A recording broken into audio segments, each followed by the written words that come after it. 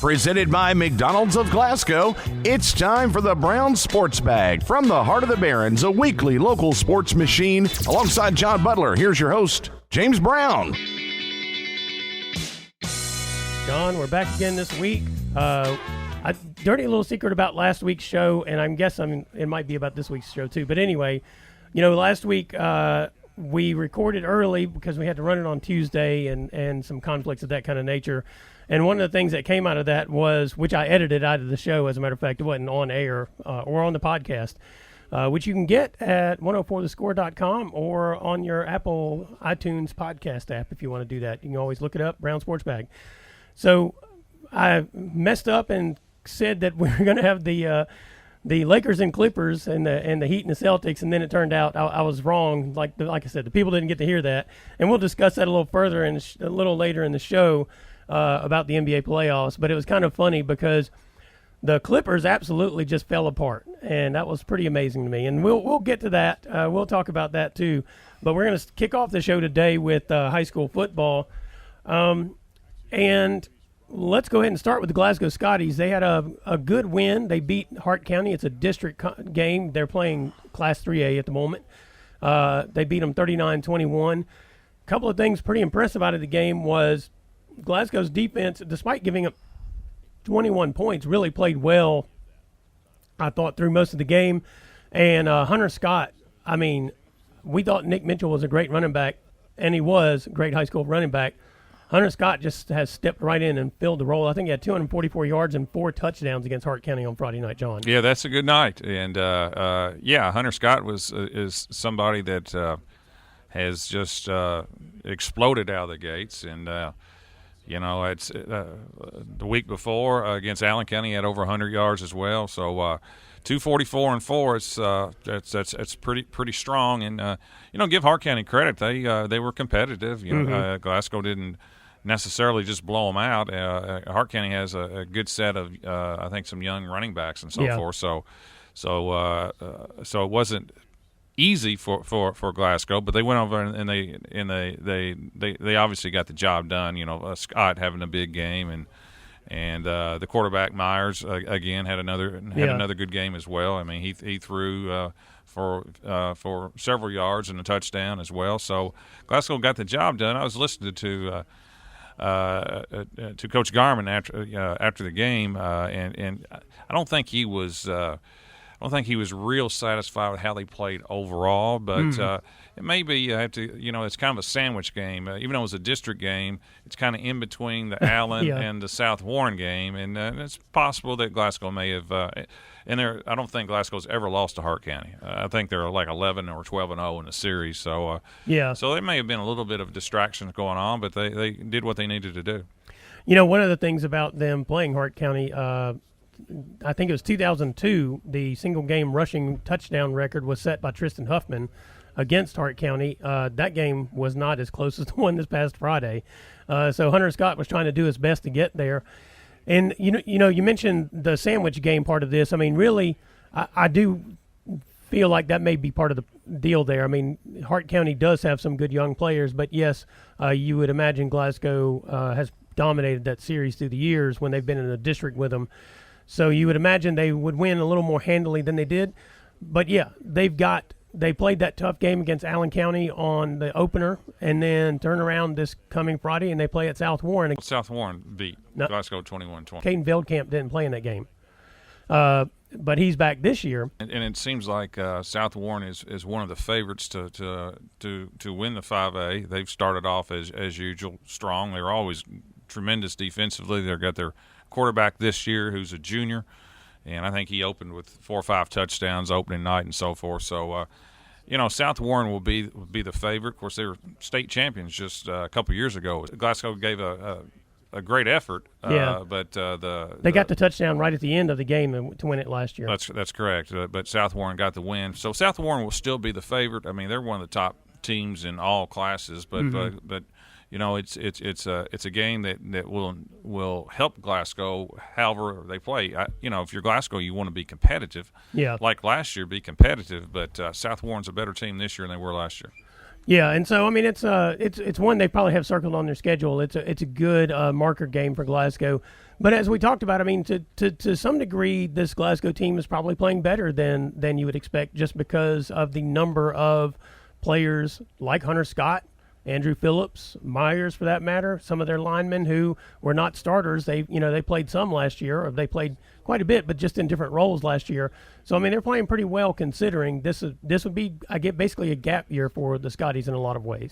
Yeah, I mean, and I think with the victory opening night against Allen, I think that will prove to be a good win, because I think Allen is going to be legitimately good. I do too. They got their hands full, as I said, Friday night against South Warren. That's a whole different level. Yeah. Meanwhile, Barron County took the 2-hour trip to Hancock County on Friday night and lost 28-8 to the Hornets. I'll be honest with you, John. I went up there. I really did not expect. I thought the Trojans were going to win that game. I didn't either. I was shocked, to be honest with you. Now, when I was watching the game, I kind of changed my opinion a little bit. I mean, I was thinking about the year before when I think Barron defeated Hancock 41-7. Right. And now Hancock was young; they played some freshmen last year, but I was surprised, to say the least, at the improvement that Hancock County has made. And I was and be honest with you, the score was 28-8, and that's kind of the way the game was. It was. Hancock dominated the game in a lot of ways. Yeah. They dominated the line of scrimmage on both sides of the ball, just kind of rushed it. Their quarterback's really good on the ground. Not necessarily a thrower, but, boy, he's a good athlete. And they kind of dominated offensively and defensively against Barron, and I guess that's what surprised me the most. Yeah, we've talked about this when college football, when teams have to play folks like Georgia Tech or Army and that kind of stuff, and they run those archaic option offenses that they have instead of spread, and Hancock's running a wishbone up there, and it was kind of, you could tell that Hancock is good at running it. The quarterback was really good at running it, and Barron struggled to deal with who had the football, it seemed, but mostly they struggled because they were just getting beat in the trenches. Yeah, and that surprised me, because we got good size up front. And, but it's also one thing not to be able to contain a team defensively. We got nothing going offensively either. Yeah. I mean, they put enormous amount of pressure on Jamison Bowie, and it was he struggled, and I think he's really good. But he had a lot of trouble Friday night, and it was really a performance that I was surprised, and I think the coaching staff was surprised as well. I know they were upset at times with the effort, not necessarily the effort, but the engagement maybe. It kind of looked like that Hancock County just kind of jumped on us early, and I don't, sometimes the language is not ready to play. Yeah. Not really for sure what that always means. Sometimes it's a lack of focus, perhaps. But it was a long trip, and because of the limitations on buses, it's a little bit different. You have to go. Some schools like us, we're letting players to ride with parents, because not you'd have to take 10 buses if you do it the right way, because you're only supposed to have 10 on a bus right now in athletics if you do it the right way. Yeah. So I don't know if all that in the first road trip had anything to do with it, but I think the biggest thing that had to do with it was Hancock County. They played well. They did indeed. You mentioned the focus and that kind of thing, and Arnett seemed to be concerned about that as the game started. He on the sideline was intimating that he felt like they weren't real focused during the warm-ups and that kind of stuff, and he was concerned about that. It was obvious. But again, like you said, I mean, the bottom line is two things. One is, I think last year against Hancock County, Jamison Bowie had a big night against them, and maybe they were determined not to let him have a big night again, because they really seemed to be trying to get after him and get their hands on him. And their quarterback didn't play last year. Right, yeah, and he obviously makes a huge difference. Yes. So there was that thing. And then the other thing, like you said, I mean, the bottom line is Hancock was just ready to go, and they were just physical. I mean, football is a physical game, and a lot of times the most physical team within the rules is the one that is has the best chance of win, because that's just kind of a marker, I guess, of their focus from the start. Yeah, and I think we got frustrated. I think it's fair to say. And sometimes when at all levels, it doesn't matter high school, college, or pro, it seems like if you can't stop the other team's run, their rushing attempts, it's different from you can't stop their passing attempts. But if you can't, because the ability to run on a team is you're almost forcing your physical will on the other team. And it seems like oftentimes when you have trouble stopping the run, that's deflating to a team. And I thought that's kind of what happened a little bit to us. You know, we got frustrated, and just our inability to stop them, especially when you knew what was coming. Right. That's frustrating. Yeah. And that was a performance that I didn't see coming, and I know they're disappointed.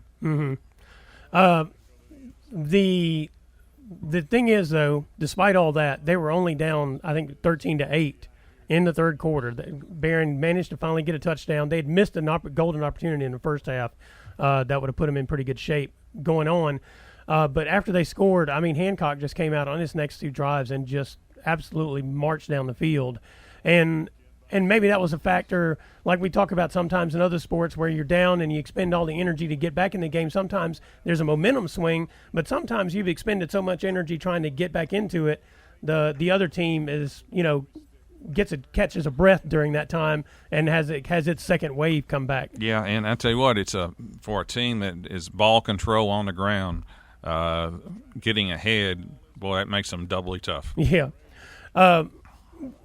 One of the things going back to Barron County, they got to get things kind of squared away, though, because, I mean, they're right back at it on Friday night, and off the top of my head, I can't remember who they're playing. I think it's Breckenridge. Yeah, I believe that is correct. So, no. Greenwood. They are hosting Greenwood. Greenwood, I'm sorry. Yeah, then it's Breckenridge. Yeah, yep. And Greenwood is off to their usual hot start. They are indeed. I mean, they're 2-0, and I think they were 4 or 5-0 last year at one time, and Barron went down and knocked them off. Right. So this is a tricky little game for Barron because Greenwood's another team that's physical, who's knocked off Warren Central and Logan County. I believe that's their 2 wins. Good win over Logan County. Good win, and Barron will have to be ready to play because Greenwood, I know after last year, I think we broke their winning streak, or at least they were 4-1 when we played them. That was kind of a momentum turner for us last year. It really got us. That was a game that if you're going to get to 6 wins, that was one you're going to have to get. And we went down there and played really well last year. Yeah, came back to win that one. That was a. We talked about this last year when Barron came back and won that game. It was a transitional game in a lot of ways for the program because through the years we had seen Barron not have the ability to come back. Right. And so they pulled it off against Greenwood last year. And I'm sure Greenwood's coach, William Howard, who coached Barron, was pretty shocked about how things went for him on that night. This year I think he's posing as Grizzly Adams, though, because he has a beard that looks like it's like down to his belly button. So it's kind of amusing to see Coach Howard on the sideline. I don't know if you've seen any of the photos of his beard, but it's pretty impressive. I have seen him, yeah. I think it's probably been since about March, maybe. Yeah, I think he's no shave 2020 kind of thing going on. But anyway, yeah, Barron County, they've got to get their ship righted, because you're right, they're going to face another physical team. Greenwood's not going to throw the ball a whole lot either. They're going to run it down your throat. They're going to give it to David Odom quite a bit and dare you to try to get him down. I would imagine. So, I mean, that's what they're going to be facing, and it's a tough task. But it'll be interesting to see how Barron bounces back because maybe they went up to Hancock overconfident and they've gotten realigned, and that maybe that helps the coaches kind of get the message through to the players this week. Hope so. It's a tough lesson. Yeah. I mean, it's a tough lesson. Hancock is a game that realistically, if you look at the schedule, it's a game that you should win. And it makes the year tougher when you don't win those games. Right. North Hardin, Central Hardin, and Meade County, the district, are going to be tough to handle. Yep, that's right. Well, this is Brown Sports Bag brought to you by McDonald's of Glasgow. We'll be right back. Presented by McDonald's of Glasgow, it's back to the studio with James and John, the Brown Sports Bag.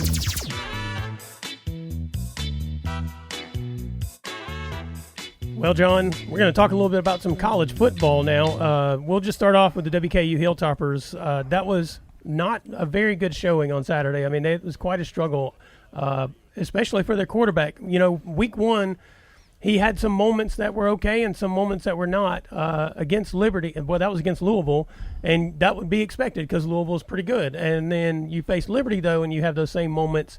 And we're kind of going back to a couple of years ago where we're looking at the situation and saying, it looks like the Hilltoppers might have the wrong guy actually playing at quarterback. I don't know who they should have, but Pegram, the transfer from Maryland, it just isn't. He's just not getting it done at the moment, to be honest. Well, I'm not for sure if that's the answer or not, but they're not playing well offensively. Yeah, and either Liberty is a lot. Either we'll look back at the end of the year and Liberty is, I don't know, 7-1 or 8-0. I don't know how many games they're going to play. Maybe Liberty's really good. I mean, their quarterback was a transfer from, I think he wasn't Clemson, but he was a transfer from one of those schools. Yeah, Malik Willis is his name. Yeah, and he dominated the game. Yeah, and again, Western struggled defensively at times. That kid was good throwing it and running it, actually. But they had 200-yard rushers. Yeah. And Western had a little bit more consistent life offensively, and it looked like they were back into the game. Well, they did get back. They got within a touchdown with 3 minutes to go. Yeah. And just never got the ball back. Kicked off, and they had 3 timeouts left and couldn't stop them. Yeah. And, that's it's not a loss that I expected, to be honest with you. Liberty's a Division I program, but they hadn't been a Division I program for a long time. Now, they do have a big-time coach. You know, Hugh Freeze, ex-coach at Ole Miss, and this will probably be his last year at Liberty. I think he'll probably take a better job down the road, but it looked like their offensive line, and just reading the coach's comments afterwards, their offensive line was big and nasty and kind of dominated Western. Yeah. And, I watched, I guess, 80% of the game, and, Liberty jumped on the Toppers early, and Toppers played uphill the whole night, never could get it tied. Never could get it tied. And just, offensively, they can't consistently get any momentum going. Yeah. I mean, they obviously had the big touchdown to Glasgow native Delvin Smith. Yeah. It's nice to see that. I mean, he's really his first action in almost 2 years, because he gray-shirted and then red-shirted, I believe, and they moved him to tight end, and he caught a 24-yard touchdown pass. So that was nice to see. From around here, Delvin's a great kid. Suffered a lot of injuries throughout his career, but hopefully that will be a springboard for him. But I don't know. It just the offense for Western, there's no real flow to it at all, and that's something that for a staff who's offensive oriented, has got to fix. I know it's frustrating for Coach Helton and those guys. And luckily for Western, I guess they got a bye week before they play Middle. And Middle, to be honest with you, it's not very good.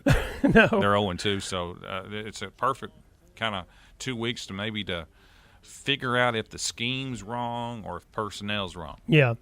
Well, and I think the interesting thing is, we talked about this on the high school level, and I do think this also applies to the college level to some degree. With all the disruption in actual preparation, and schedules and that kind of thing, I imagine if you have a team that is mostly the team you had last year, in a lot of ways, and Liberty, I think that's the case when it comes to their offensive line. Now, Willis, as you mentioned, is a transfer, and some of their other skill players were not at Liberty last year. But I think some of their key, like linemen and that kind of stuff, are actually people who were there last year. And that's kind of the thing, is it looked like they were I don't know if they were better prepared by Hugh Freeze. It just seems like they were better prepared for what they were trying to accomplish than Western was, as you mentioned, with Western's offense. And maybe that's part of the thing, is just trying to get people to be in the right places. I guess, Western pulled it off last year with a transfer. True, but I'm just saying. Arkansas, yeah. So yeah, the disruption in the the scheduling and all that kind of stuff. Yeah, it could be. But Liberty was the better team. They were indeed. And I was surprised, to be honest with you. But as the game went on, it clearly showed that Liberty was just better. And give them credit. I know the Toppers are. I know they're disappointed in the start. It's nice to see. I had a great day to play, and yeah. I think 5,000 people were let in. And I tell you what, just allowing 5,000 is better than none. It gives some atmosphere to it. Mm-hmm. I was watching Louisville play Miami on Saturday night, and I think Louisville had 18,000 or something like that, and that gives some atmosphere to it. But the Cards didn't play very well either. They got shellacked by Miami. They couldn't stop. It looked like last year's team defensively. Yeah. I mean, just gave up big play after big play after big play. Disappointing primetime game for Louisville in terms of defensively, looked totally lost. It's kind of interesting. After we saw Louisville and WKU on that first weekend, we probably both thought that those two teams were better than they might actually be, at least in certain ways. Mm-hmm. We thought Western's offense was better than it looked against Louisville because they were playing Louisville, and maybe we thought Louisville's defense was better than it was because of how it looked against WKU. Turns out maybe neither of those things were actually true. Yeah, Louisville's offense is good. Yeah. But defensively, boy, Yeah. they were bad. Yeah, and this football season so far is just kind of a conundrum to me as I watch some of these games in high school and college. Now, I've not really focused on the NFL games as much so far. I'll probably do more of that as we go forward in terms of seeing how things are working. But I just feel like you can seriously see some negative impacts on preparation and that kind of stuff, probably related to all the different measures that had to be taken during the summer and leading into the season. Yeah, and it's affected different teams differently. Yeah.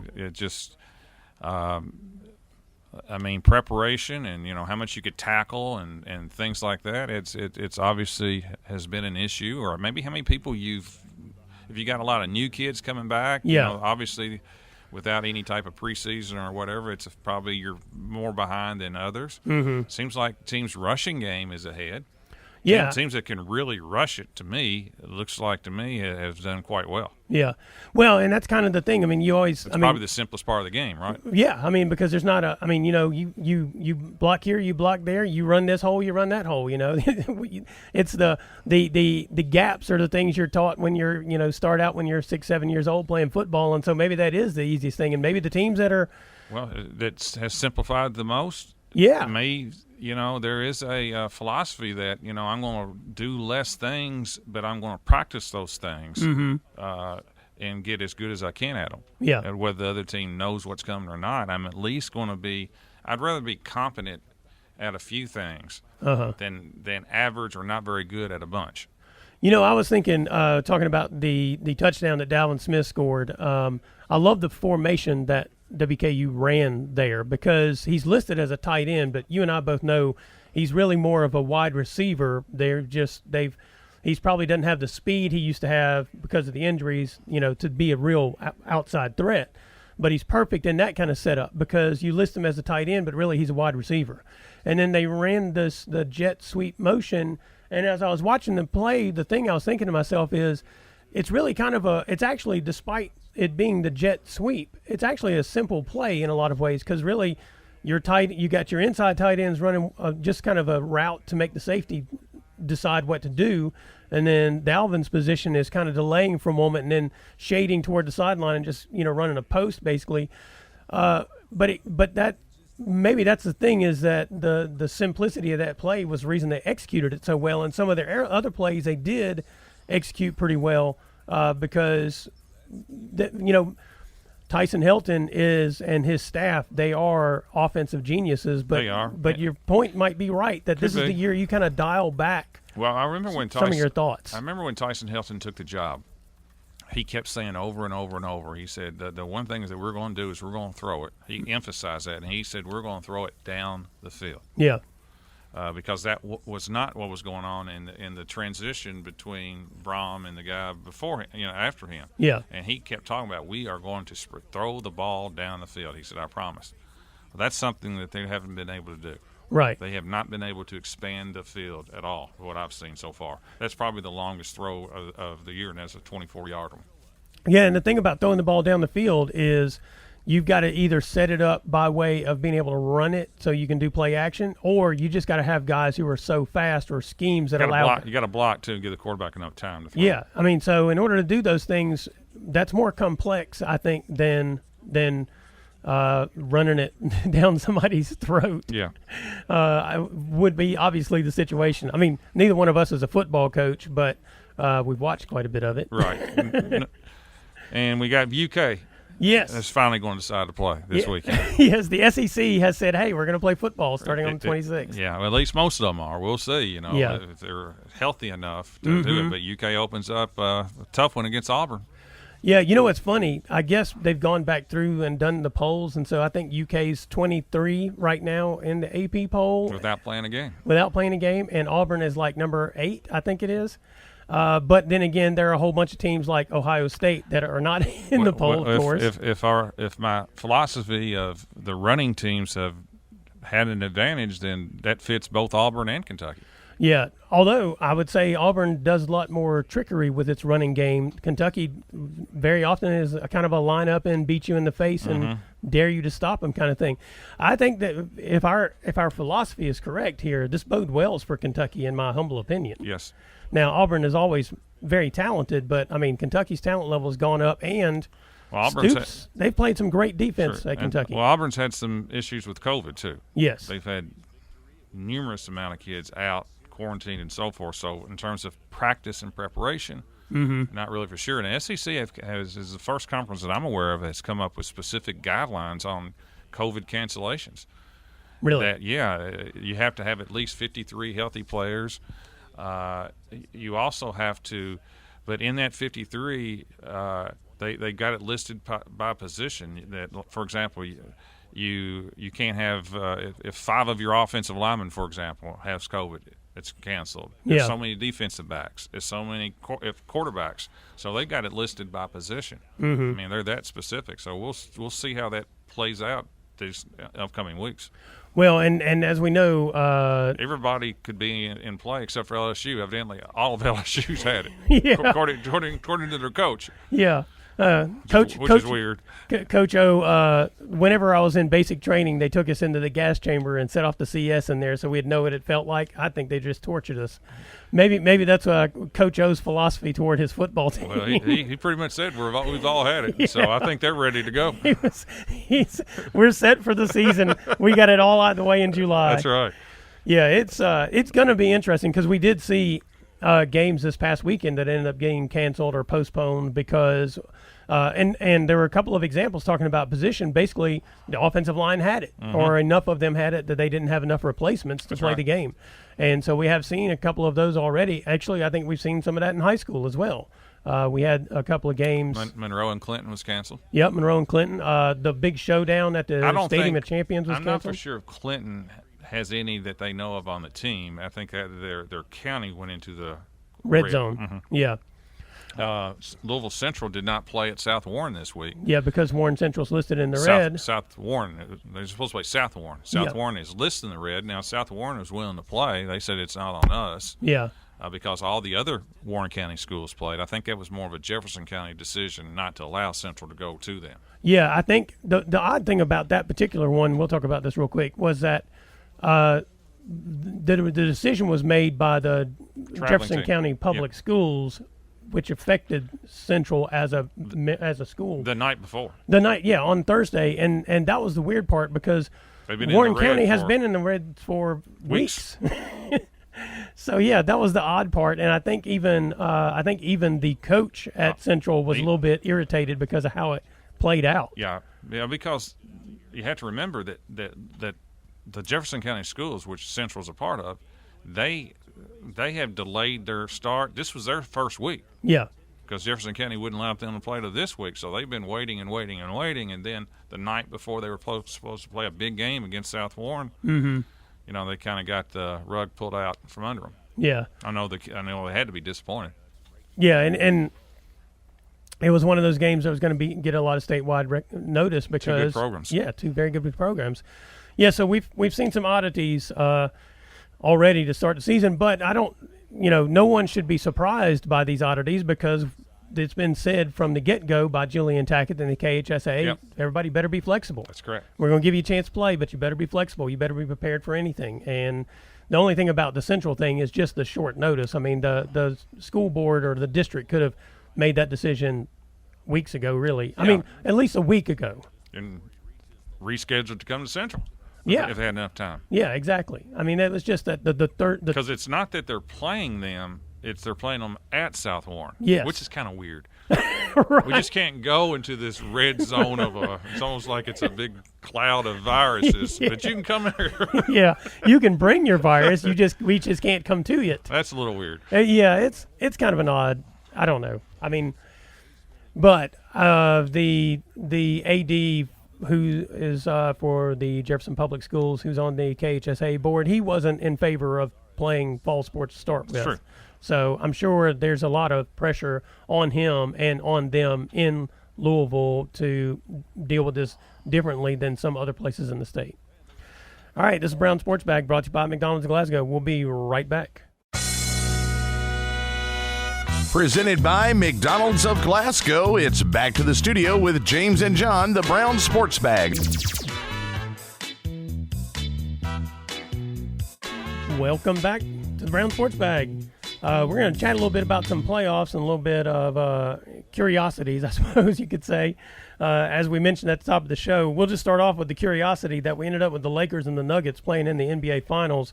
And I swear the Clippers, it doesn't matter who they seem to have on their team, they are an organization that just finds ways to absolutely not get the job done. I mean, it was just mind-boggling. Those last two games against the Nuggets were absolutely terrible. I mean, they really were. Well, they lost a 3-1 lead, the Clippers, and they had halftime leads in the last three games. Yep. They got outscored 25 in Game 5 in the second half. They got outscored like 28 in Game 6 and 8, and got outscored 15 in the last half in Game 7. Just total. It just means they collapsed. Yeah. And I think Denver's the first team in NBA history to come back from 3-1 in back-to-back series because they came back against Utah as well. So give them credit. And the Clippers. And to be honest with you, I kind of turned on the Clippers near the end of the year, and then when we got in the bubble, they had too many people who well, first of all, they had very poor leadership on the team, and you could tell when you start consistently, when you're talented and you're losing double-digit leads in the second half. In Game 5, in Game 6, and in Game 7, they're up double digits in the second half. A lot of that is leadership and character. Something's going wrong. And Kawhi Leonard is a great player. He's not really a leader. He's too quiet. He never talks. And what has happened with the Clippers is their most outspoken people are also their most emotional and the ones that has had probably the most issues. Mm-hmm. Montreal Harrell, he didn't show up to the bubble. I mean, he left the bubble for weeks upon weeks, and he had looked like to me he had not. He looked like to me that he was badly out of shape. That's the other thing with the Clippers too. Yeah. They looked out of shape. That's the other thing to keep in mind. When teams start losing leads consistently in the second half, that can also be conditioning. Yeah. And they just looked like they had a bunch of dudes who did not they didn't do anything for the 3 months but sit on the couch. They didn't. And then you had Lou Williams who pulled his trick, when he left the bubble and then get called at the strip club. Yeah. I mean, you're just buying chicken wings, John. Yeah, I know. They just constantly had issues. You had the Morris guy who constantly was getting technicals and getting thrown out. I mean, and then Paul George was terrible. And after a while you hate to blame somebody. Now, I don't like to say people choke because they're playing at a high level, but he consistently does not play his best when you need it the most. Yeah. And he's, Paul George is making $30-35 million a year. Mm-hmm. And you add all that, and it just looked like a team, the Clippers, and Doc Rivers, their coach, they just looked like a team that was not in shape. Yeah. And not together at all, and basically got out, worked, and competed. And they're by far talented enough, but not near good enough mentally and so forth. I listened to a couple of other talking heads talk about the Clippers, and they both said they did not put any of this on Kawhi Leonard. And I, in this sense, I agree with them, because you don't have Kawhi Leonard on your team because he's the guy who's your motivator. You have him on your team because he's the closer. That's true. Now, but he was also 6 for 22 in the last game. Yeah, he was terrible. 1 for 11 from 3. Yep. He was not good in that game, but maybe he was not good in that game because everybody else was not good either. That's true. So he's pressing too much. But on the flip side of that, I think a lot of this actually falls on like Paul George and Lou Williams and Doc Rivers because Lou Williams is the guy who was the leader of that team prior to this season. Yeah, you can see how he leads, though.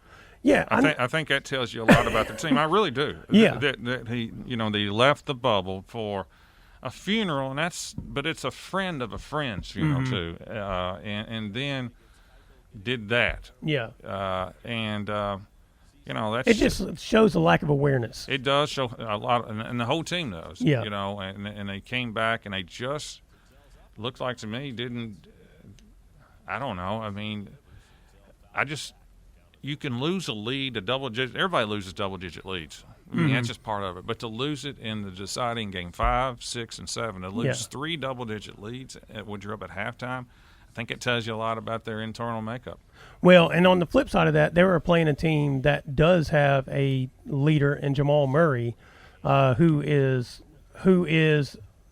a closer, as we've seen in 2 consecutive series in a lot of ways, but also he seems to be the energizer in a lot of ways. But they have a guy who, so far, nobody can solve, Nikola Jokic. I mean, that guy, he's a 7'2" point guard. I mean, in that Game 7, he had 13 assists. He had 22 rebounds. I don't remember how many points he scored. I didn't really pay attention to that part because I knew he was going to score. Right. But, I mean, he dominated the Clippers in 2 categories that a center should not be dominating you in. A slow center. Yeah. I mean, he's just a great player. He is. I mean, he's absolutely brilliant as a player, but you look at his stat sheet, and it's game after game after game. Yep. He's the guy who is doing he fills the stat sheet in every way. Right. But it's also Murray who seems to hit the big shot when you absolutely need it. And this will be the last week we'll be talking about them. You think? Yes, because they're not going to beat the Lakers. They're not down 3-1 yet. We don't know if this series is going yet. That's true. You wait to, I can – if they get down 3-1 against the Lakers, I don't like their chances. You think it's 4-1 after that? Yeah, I mean, the Lakers match up much better with them. And now, it looks like the karma is falling on LeBron. Yeah. Because the one thing, and I'm not a huge LeBron fan, I'd be perfectly honest with you. I respect him, but the one thing that the Lakers are, because of LeBron and Anthony Davis, they appear to be serious. Mm-hmm. Whereas they haven't had any issues. Right. Unlike the Clippers, who were a disaster, they seem to be serious. And I think LeBron wants this. And I think Rondo wants it a lot, too. He's been really good, too, since he's got over his wrist injury. Yeah. And they just seem to me to be a team on a mission. And I don't think Denver has enough to beat them. I'd love to see Miami or even Boston. Either one of them, I think, will make that a good series against L.A. if L.A. does what I think they'll do and beat the Nuggets. But the LeBron looks like he's going to be hard to handle. Yeah, he's the opposite of Kawhi Leonard in a lot of ways. I mean, sometimes we've questioned whether or not he's an actual closer because of some of his history in the playoffs. But he is a leader on a team. But he's also real quick on the Rondo point, the thing about Rajon Rondo is he's a guy who has a bad reputation for being a malcontent, but he's never had that reputation on good teams. Mm-hmm. You know, he's kind of a Jimmy Butler in a way. He doesn't seem to have a whole lot of time for people who aren't there to win, which makes him a malcontent. But he's a perfect piece on a team like this because he can do all the dirty work, and he does all the dirty work. And that's kind of the thing about the Lakers versus the Clippers is he's not the only one. They have 3 or 4 guys who are just the dirty workers. I mean, that's what they do. They get down and they go after all the balls and they play the defense and they go for the rebounds. And you focus on what Anthony Davis and LeBron James can do, but they really have that makeup, and that the Heat are like that as well. And I thought the Clippers were. I did. Because Apparently that's where they were last year. Yeah. When you had Harold and you had some of those other guys on that team that would just run through a wall, and their culture changed when they added Paul George and Kawhi. Leonard, yeah, they changed a little bit, and then you threw this bubble into them, and then it was like I was shocked because the team completely changed their personality from being this hard-working, defensive-oriented team to a team that, to be honest with you, became mentally soft. Yeah.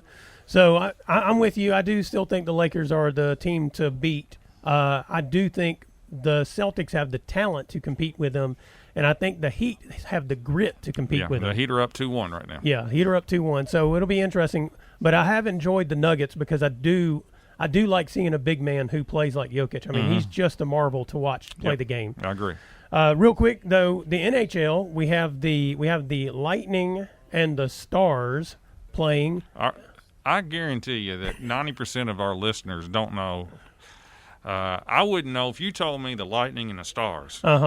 I couldn't connect them to which team. Well, and that was where I was going with this because I was almost going to say I guarantee most of our audience couldn't connect them, but I'm also saying I can't either. So I'm not throwing our audience under the bus. Well, look, to be honest with you, I had to look up what Tampa Bay's actual mascot was because I couldn't remember. Tampa Bay and Dallas. Yeah, Tampa Bay and Dallas. That's not exactly what NBC probably wants for our ratings. Yeah, it's a whole bunch of transplants from the north, but there are no actual northern cities in the finals here. And the interesting thing is, like the Dallas Stars used to be the North Stars. They moved to Minnesota, many years ago. And so I had to stop for a minute before I actually said Dallas's mascot's name because I was going to say North Stars, and I was like, oh, all right, they changed it. Yeah. So yes, the NHL, the IC League is being played in the finals by 2 teams from I'd say there's never ice in Tampa Bay and very rarely ice in Dallas. So kind of amazing setup here for this. And both of them got through. I think Tampa Bay beat the Islanders in order to get here, which is like one of the storied franchises of the NHL. And Dallas beat Vegas. Yeah, which is not one of the storied franchises, although they've been real good from right out the gate. Yep. Another place that only has ice inside casinos. That's correct. And then, real quick, the NFL season got off to I thought it was a pretty good start the first weekend.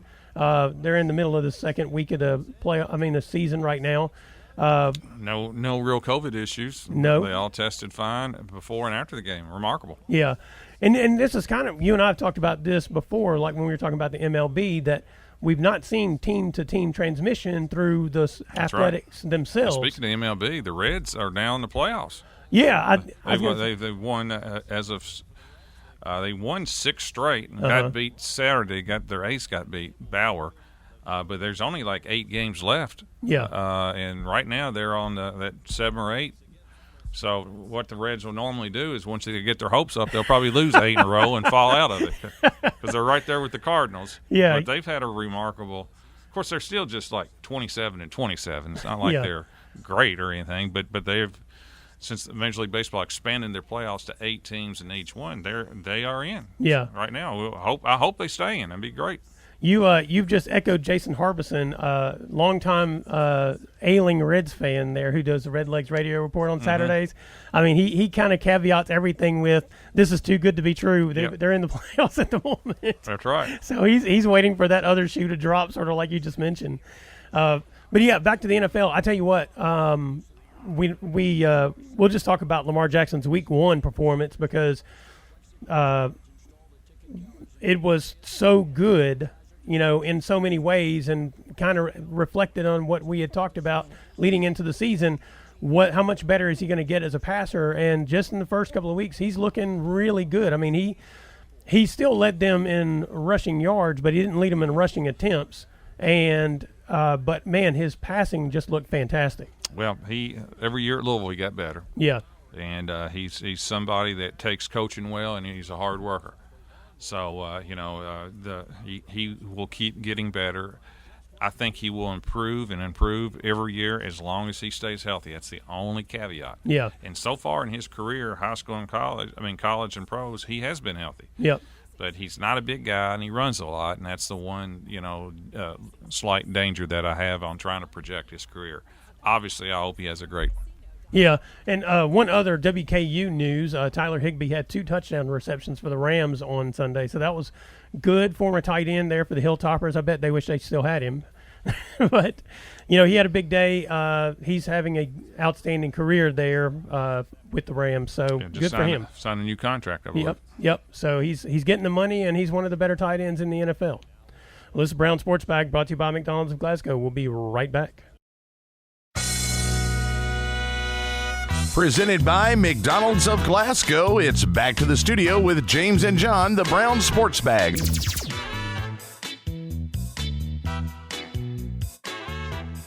Well, John, folks may have missed this because we've now gotten into the middle of the fall sports season, so they may have missed this, but there was a KHSAA Board of Control meeting. I think it was on Thursday morning. They had like a working session and that kind of thing, and then they had the open meeting. All of it is technically open, except for if they go into a closed session. But in terms of like voting on motions and that kind of stuff, they did that early in the afternoon.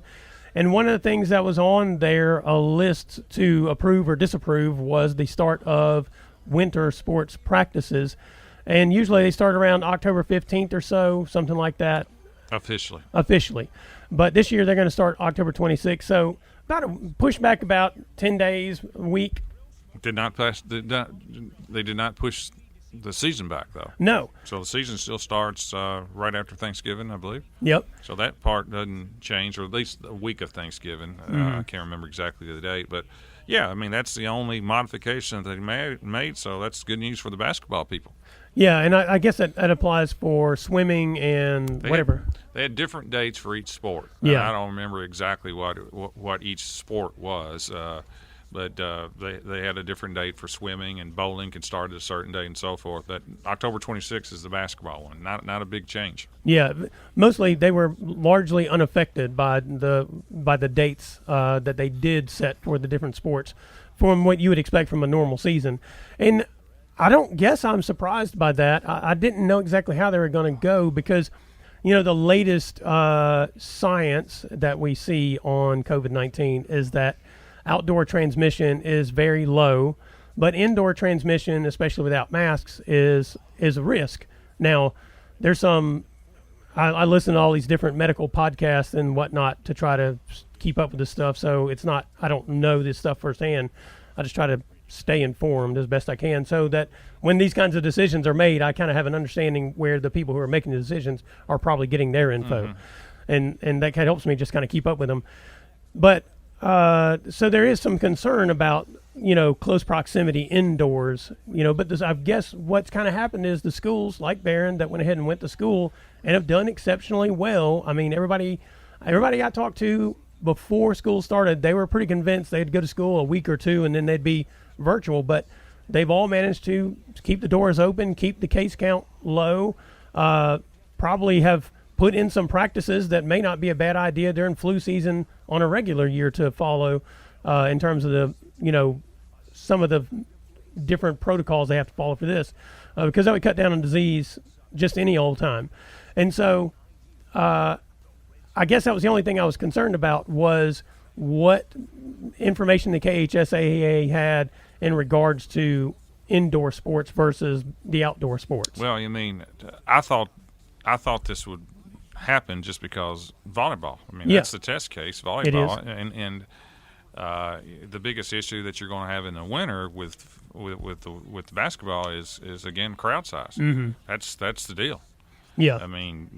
how many you're going to allow in a gym, and it's going to, with proper spacing and so forth. It's going to be the crowd size issue that's going to be the deal with basketball, because volleyball and has gone off fine. Mm-hmm. There's a bigger demand in basketball, but schools can set ever how many they want to.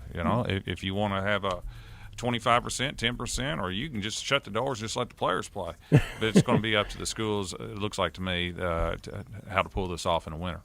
Yeah, I'm sure we will be seeing some guidelines forthcoming, I would say pretty soon, now that they've made this ruling, now that they've said you can go ahead and start practicing on the 26th. We will see the guidelines forthcoming about, percentage number in the gym, that kind of thing. I'm sure we'll see that. Like you said, basketball is known, especially when you're in the 15th district, for packing gyms. That's not going to happen. Yeah, and so people need to be prepared for that particular thing, because you're right that we will probably not see that. We will see some sort of capacity limit. And I would say the same thing applies when basketball season rolls around, as we've been saying. Just be kind to the people at the door. That's correct. Be kind to the people who are asking you to keep your mask on and that kind of stuff. They're giving us an opportunity to play sports. Take advantage of it. That's right. Don't complain. Just enjoy it. And by the way, you can follow a lot of that stuff online these days. So, we carry Barron County Sports on 103.7 Nash, or Nash 103.7. You can listen to their basketball games there. We'll have coverage on 104thescore.com of basketball during the course of the season. So, we'll keep you updated if you can't manage to be at the game, and there are other people who broadcast other games. So, I look forward to it. Hopefully this is still a trend toward us at least being. And who knows, by the end of the year, we may have some vaccines anyway. So who knows? It may be a temporary condition, but who knows? By February, March, we may be back to normal. Yeah, that's right. And maybe that's where the KHSA is looking at this too, is that there's some possibilities for changes to be made. Well, let's hope. All right, this is Brown Sports Bag, brought to you by McDonald's of Glasgow. We'll be back next week.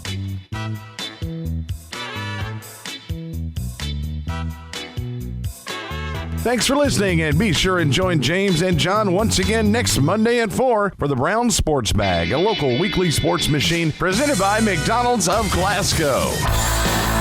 Coming soon to your FM dial, this is Fox Sports Radio, WCDS Glasgow, AM 1230.